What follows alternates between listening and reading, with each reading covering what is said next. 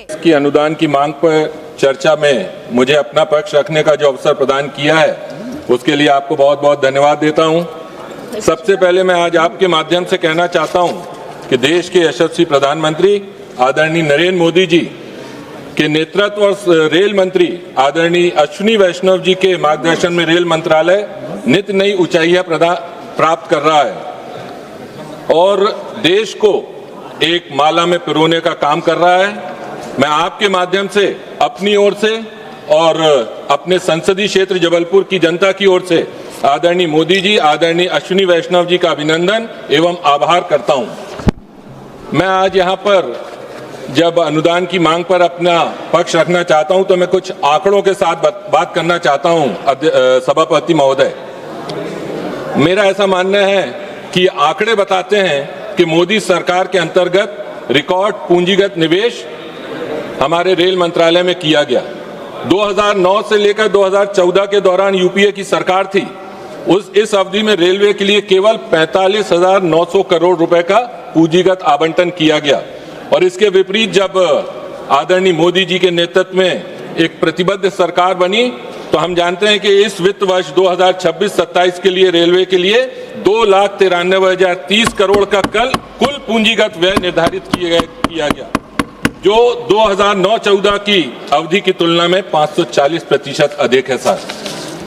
इसके साथ ही अगर रेलवे अवसंरचना के विकास की बात करें तो यूपीए की सरकार के 2004 से 14 के कार्यकाल के दौरान ट्रैक दोहरीकरण डबलिंग के प्रयास अपेक्षाकृत सीमित रहे और इसका परिणाम यह हुआ कि जो उस समय की तात्कालिक परियोजनाएं थी वह धीमी गति से चल रही थी और मौजूदा रेल लाइनों पर अत्यधिक दबाव बढ़ गया था और औसतन प्रतिदिन केवल 4.2 किलोमीटर ट्रैक बिछाया जा रहा था, जबकि उसके विपरीत आज जब मोदी है तो मुमकिन का है नारा हम लोग लगाते हैं तो उसको स्पष्ट उदाहरण के रूप में हमको देखने मिलता है कि अब प्रतिदिन औसतन लगभग 14.5 किलोमीटर ट्रैक बिछाया जा रहा है, जो कि पहले की तुलना में कई गुना अधिक है।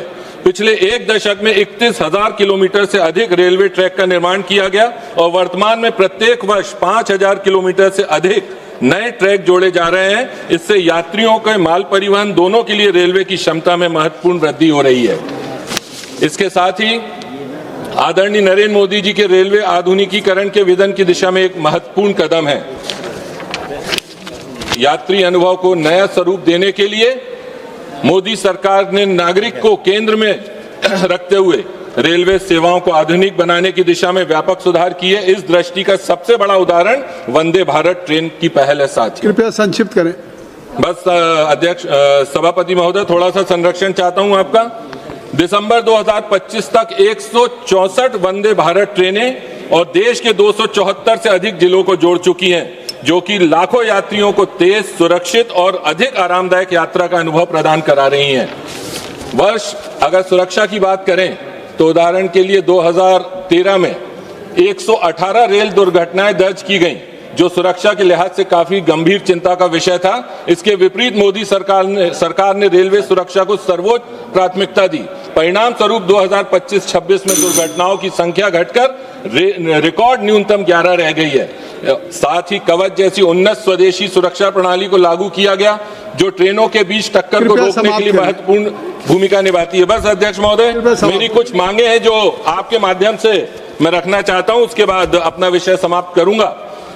मैं जबलपुर संसदीय क्षेत्र का नेतृत्व करता हूं। जबलपुर में पश्चिम मध्य रेल जोन का मुख्यालय है और क्षेत्रीय विकास को ध्यान में रखते हुए रेल मंत्री जी ने कई सौगातें भी प्रदान की हैं, परंतु अभी भी कई ऐसे मुद्दे हैं जिन पर काम हो तो जबलपुर समेत पूरे महाकौशल अंचल में रेल विभाग से संबंधित विकास की गति बढ़ेगी और यात्री सुविधाएं भी बढ़ेंगी। बस भाई साहब, माननीय सभापति महोदय, जबलपुर से दमोह के बीच नई रेल लाइन, पश्चिम मध्य रेल के कार्य क्षेत्र में नए स्टेशनों को शामिल करना, जबलपुर से पुणे ट्रेन जो अभी साप्ताहिक है उसको नियमित रूप से रोज चलाना, जबलपुर से अमृतसर के बीच नई ट्रेन चलाना और पश्चिम मध्य रेलवे में ग्वारी घाट से गढ़ा रेलवे स्टेशन जो अभी SECR में काम कर रहा है उसको WCR में शामिल करना।